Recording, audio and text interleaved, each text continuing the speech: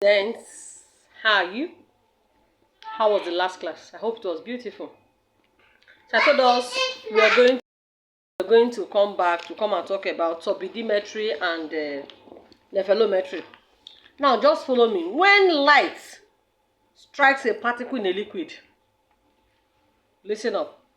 When light strikes a particle in a liquid, the light can either be absorbed, transmitted, reflected, or scattered. Light strikes an object or a particle in a liquid. Either the light is being absorbed, or it is being transmitted, or it is being reflected, or it is being scattered. One of these four.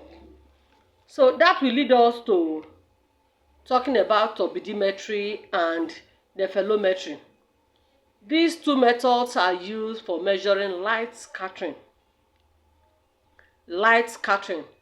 Turbidimetry and nephelometry. So what is turbidimetry? Now, turbidity causes a reduction in the intensity of the incident light as it passes through a solution of particles. Of course, if you have a sample that is very turbid, for something to be able to pass through it is always very difficult. So it causes what? Turbidity causes a reduction in the intensity of the incident light as it passes through a solution of particles. Turbidimetry is the measurement of this loss in intensity because of scattering. Now, absorption or reflectance of the incident light. When you hear me talking about incident light, I-O. Okay.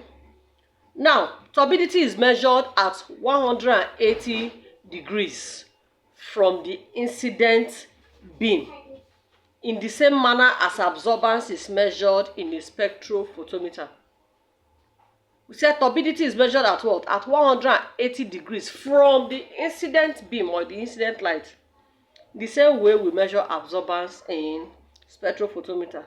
Most colorimeters and spectrophotometers can measure turbidity with good precision and accuracy. So if you ask, what are the instruments that you can use in measuring turbidity? So instruments such as spectrophotometer, instruments such as colorimeters, these are instruments that can be used to measure turbidity with good precision and accuracy. When something is very close to the true value, or when you are running a particular sample and you are getting the same result.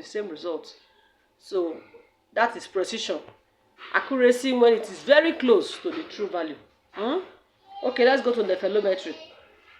Now, nephelometry is the detection or measurement of light scattered or reflected toward a detector which is not in the direct path, that is at 180 degrees of the incident light. The first one was 180 from.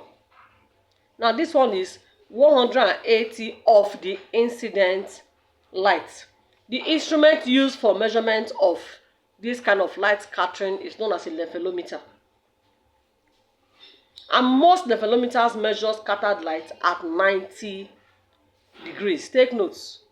Most nephelometers, they measure scattered light at 90 degrees to the incident light. 90 degrees to the incident. While turbidimetry is 180 degrees from the incident beam or light. Okay. So when we come to class, we will look at the picture of the diagram we use in illustrating nephelometry and turbidimetry, so that we understand better what we are saying. So I think we have dealt very well with this topic. So I will come back in our next class where we'll kickstart with radioactivity. See you in my next class.